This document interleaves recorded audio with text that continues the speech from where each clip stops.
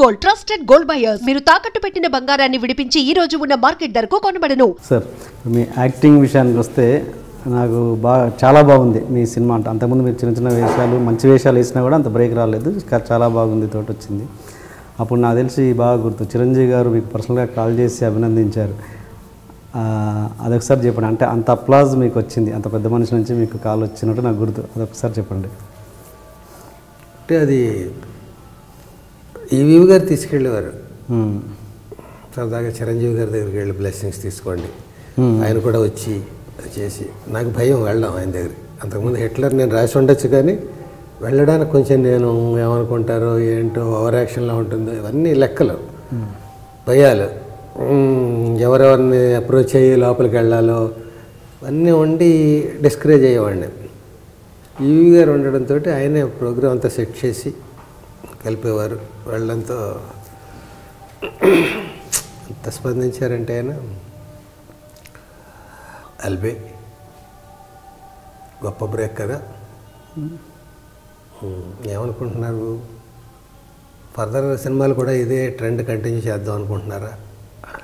లేదు సార్, నాకు సినిమాకి మార్చాలని ఉంది. మారిస్తే జనం యాక్సెప్ట్ చేయరేమో. ఒక ట్రెండ్ తోటి మీరు అలాగ దూసుకొచ్చారు కదా, మారిస్తే జనం అంత సినిమాకి మార్చడం కరెక్ట్ కాదేమో. కానీ మరి దాంతో కంటిన్యూ అవ్వడం కూడా నాకు అదే భయం అండి, అంత ఇష్టం ఉండదు. నేను స్టేజ్ నుంచి వచ్చాను, రకరకాలు చేయాలని కోరుకుంటుందండి. మరి మీరు అన్నట్టు యాక్సెప్ట్ చేస్తారో చేయరో కూడా నాకు తెలియదు.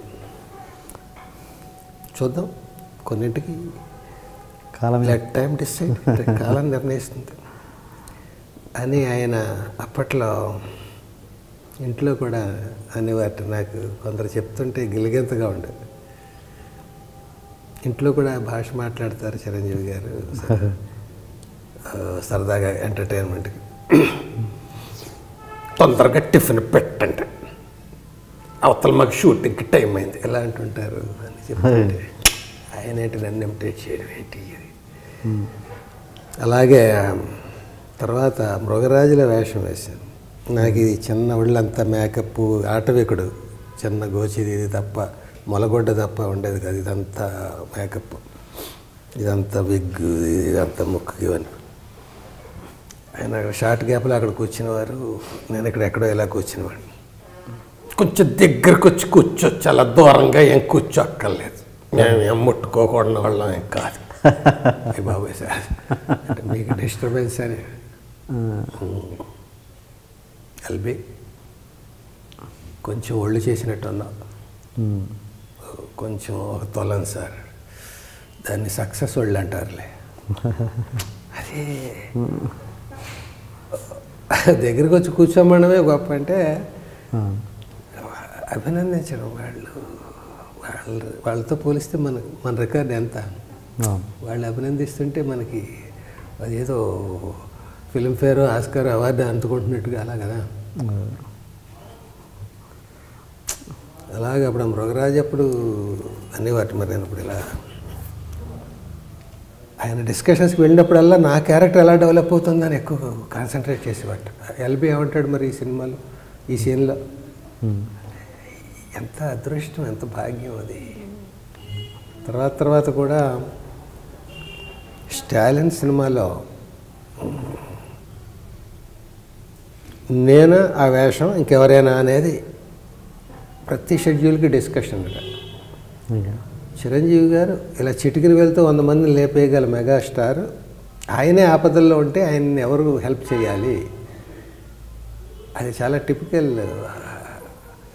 ఎవరు చేయాలి దానికి? మళ్ళీ ఒక రజనీకాంత్ రావాలా, లేకపోతే ఎవడ పడితే వాడు వేసేయచ్చా, ఎవడ పడితే వాడు ఎవడు, అది ప్రతిసారి డిస్కషన్లో ఉండేదట. నాకు ప్రతి షెడ్యూల్కి డేట్లు వస్తూ ఉండేవి.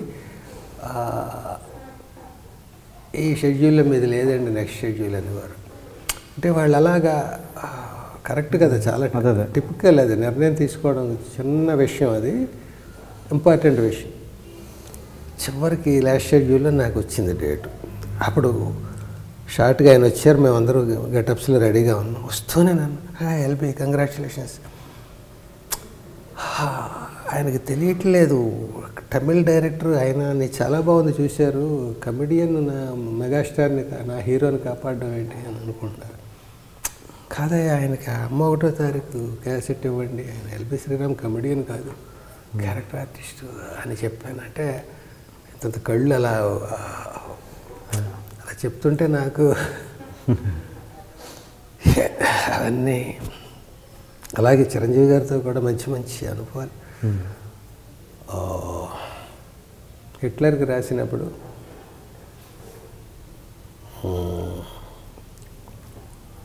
అన్నీ చూజీగా పెట్టుకున్నారు. ఆయనకు గ్యాప్ తర్వాత మళ్ళీ చేస్తున్న ఒక డిఫరెంట్ సినిమా అది, ఫ్యామిలీ ఓరియంటెడ్. అది ప్రతిదీ ఎవరైతే కరెక్ట్ అని అలా అనుకుని పెట్టుకుని డైలాగ్ రైటర్ ఎవరంటే నా పేరు వచ్చింది, ఎవరి ద్వారా వచ్చింది పెట్టుకున్నారు. నాకేంటంటే చిరంజీవి గారి దగ్గర ఏ టెక్నీషియన్ ఎరగదీసేయాలని కదా వెయిట్ చేస్తుంటాడు. ఒక సాంగ్ అంటే డ్యాన్స్ మాస్టర్లు అలర్ట్గా ఉంటారు, ఒక ఫైట్ అంటే ఫైట్ మాస్టర్లు అలర్ట్గా ఉంటారు, డైలాగ్స్ అంటే డైలాగ్ రైటర్ అలర్ట్గా ఉంటాడు, స్టోరీ అంటే ఎలాంటి సీన్లు వేయాలని కథా రచయిత ఇదిగా ఉంటాడు, డైరెక్టర్ అంటే ఎలాంటి షార్ట్ కెమెరామెన్ అయితే ఎలా ఎంత అందంగా అన్నీ అందరికీ ఛాలెంజ్లు కదా టార్గెట్. అలాగా రీములు రాసేయాలనుకుంటాడు ఆయన. కానీ నాకు ఒక పెద్ద మనిషి ఆయన, 5 చెల్లెళ్ళకి అన్న, హిట్లర్, అంతర్దృష్టిలో చండశాసనుడు, ఎక్కువ మాట్లాడు, కంటి చూపుతో ఎక్స్ప్రెషన్స్ ఇవ్వాలి, భావం చెప్పాలి. అలాంటి క్యారెక్టర్కి ఏం రాయాలి, ఏం రాసినా కూడా బాబోయ్ ఎంత రాస్తే కొట్టేస్తారు కూడా అనుకుంటూ ఏం రాయాలి, బాబా ఇలా వచ్చింది అంటే అగ్ని పరీక్షలాగా కుమ్మేద్దాం, రకరకాలుగా చేద్దాం. అసలు మేనరిజం సెట్ అవ్వట్లేదు ఏంటి, ఏం పెడితే బాగుంటుంది ఇలా అనుకోవడంలో ఏంటి, ఈ డైలాగ్ అంటే ఎలా ఉంటుంది, అంత వద్దు, పోనీ ఎలా అంటే ఇది చాలు, అంతొద్దు ఇది చాలు, అంత ఇది చాలు. ఇది మేనరిజం అయితే ఎలా ఉంటుంది, దాని మీద ఏదైనా అప్లై చేసి చూద్దాం ఓ డైలాగ్ మీద. రాజేంద్ర ప్రసాద్ ఆయన విష్ చేస్తాడు, ఎలా బావా బాగున్నావా అంటాడు, అంతొద్దు, ఏం బావా బాగున్నావా, ఇది చాలు. అంటే ఆయనతో ఆయన ఎలా అంటాడో కొంచెం క్షణం ఊహించుకుని అప్లై చేస్తే తమాషాగా ఉంది అనిపించి రాసి చూసి రీడింగ్ అప్పుడు వినిపించాం. ఓకే, బాగుంది అన్నారు. కానీ అది ఏదో తిరుపతి లడ్డూలు ఆ సినిమా మొత్తంలో 5 సార్లు 6 సార్లు వాడాం అంతే. అది ఎక్కువ మేనరేజ్ ఉంది కదా అని ఎక్కడ పడితే అక్కడ అక్క లేకుండా. ఓ సినిమాలో మేనరేజ్ అని ఒక డైరెక్టర్ అన్నారు నన్ను, ఎల్బి బాగుందా మేనరేజం, కాకపోతే జీడిపప్పు ఎక్కువైంది అన్నాడు. మేనరేజం ఎక్కువ వాడేసేవారు, అలాగా ఉప్మా కంటే జీడిపప్పు ఎక్కువైంది అన్నట్టుగా. అలాగే ఎక్కువ వాడకూడదు, అంతొద్దు, మళ్ళీ వాడడంలో కూడా అంతొద్దు, ఇది చాలనే స్పృహలో ఉండి లిమిటెడ్గా వాడేదాన్ని. అది బాగా పాపులర్ అయింది. అలాగా ఆ సీన్ రాసినప్పుడు ఫస్ట్ డే షూటింగ్ అప్పుడు సాగర్ గెస్ట్ హౌస్ అక్కడ గంటిపేట దగ్గర ఆయన షూటింగు, ఆ లొకేషన్ అది. నేను డైలాగ్ రైటర్గా నేను వెళ్ళి కూర్చుని ఆయనకి చెప్పాను, ఇంకా షార్ట్ మొదలవ్వాలి, ఆ గ్యాప్లో ఆయనతో మాట్లాడుతూ అన్నాను,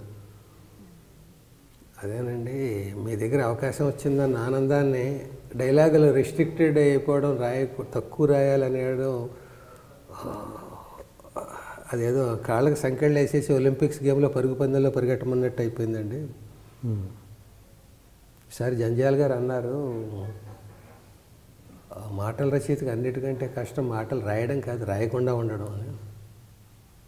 అలా ఉందండి ఇప్పుడు నా పరిస్థితి. అంటే ప్రతిదానికి ఆయన కళ్ళే కదా, మరి అదే ఛాలెంజ్ కదా. మంచి మాట అన్నారు కదా జంజాల్ గారు. అంటే అలాగే ప్రయత్నించడంలో ఇలా స్క్రిప్ట్ ఇలా వచ్చిందని అంటే ప్రతిదీ కూడా ఆచి తూచి ఇలా కొంచెం ఎక్కువైంది తీసేసి అలా కలిపి అలా నీకు తెలిసే ఉంటుంది. అప్పుడు అంత కష్టపడి ఆచితూచిలో ఒక సీను అప్పగింతలు, ఇందాక మా అమ్మాయి అప్పగింతల గురించి అడుగు. చిరంజీవి గారు చెల్లెలకి అప్పగింతలు పెట్టాలి. 5 చెల్లెళ్ళు ఆయనకి.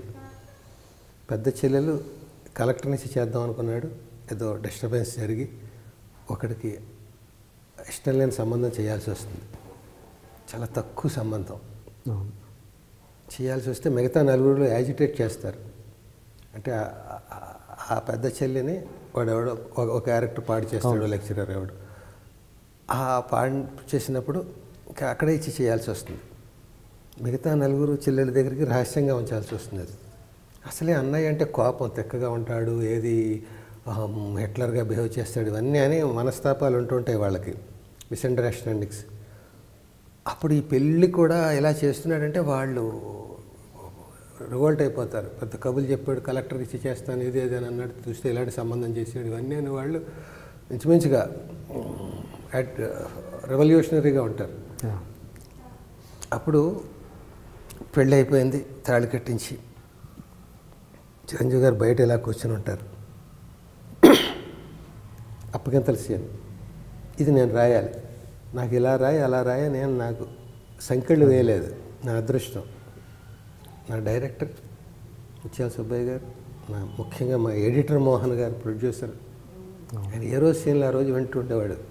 పామ్గ్రోలో హోటల్లో రూమ్లో కూర్చోబెట్టి రాయించి ఒక్క సీనే రాస్తే ఒక్క సీనే, 7 సీన్లు రాస్తే 7 సీన్లు, అట్లా రోజు వినాలి. అది అయింది.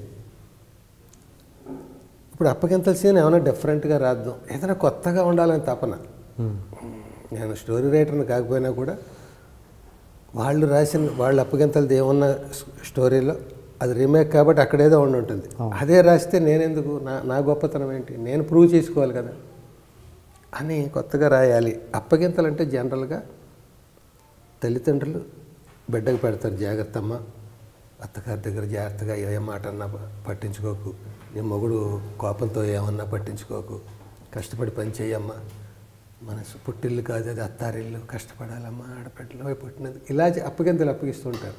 అప్పగింతలు అంటే ఈ అమ్మాయిని వాళ్ళకి అప్పగించడం, వాళ్ళే అమ్మ ఇంకా నీకు దైవాలు ఇలా అప్పగిస్తారు.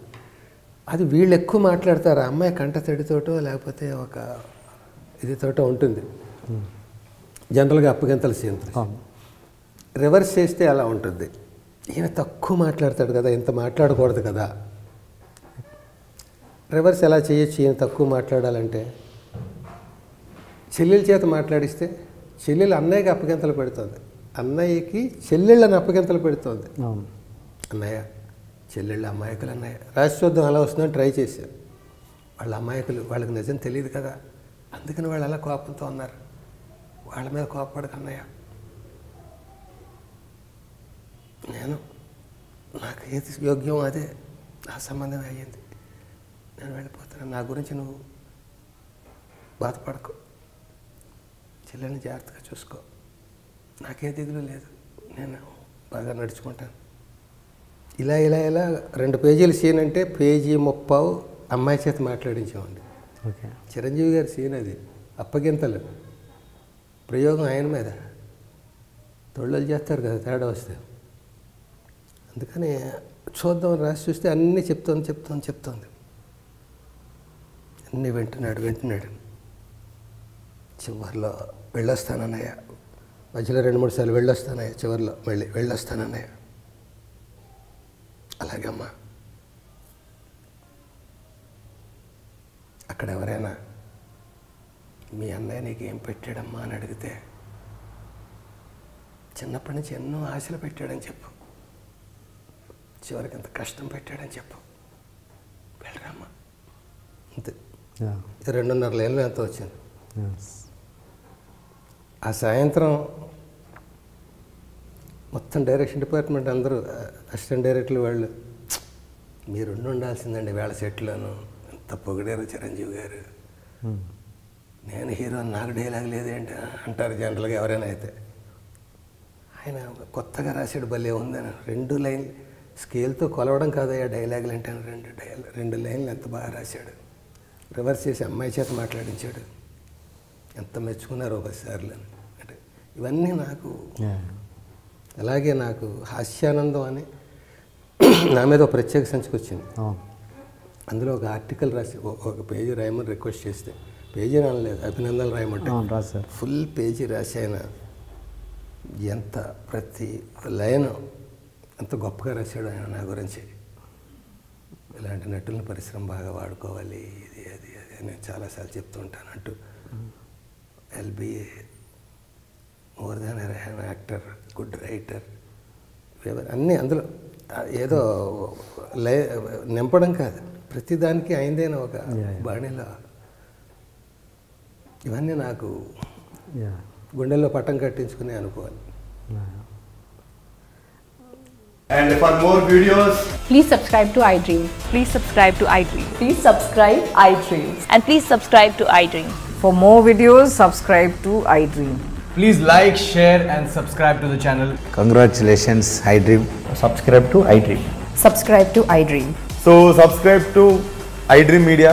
iDream ki iDream team andarki huge congratulations. Please subscribe iDream Media. Please subscribe to iDream.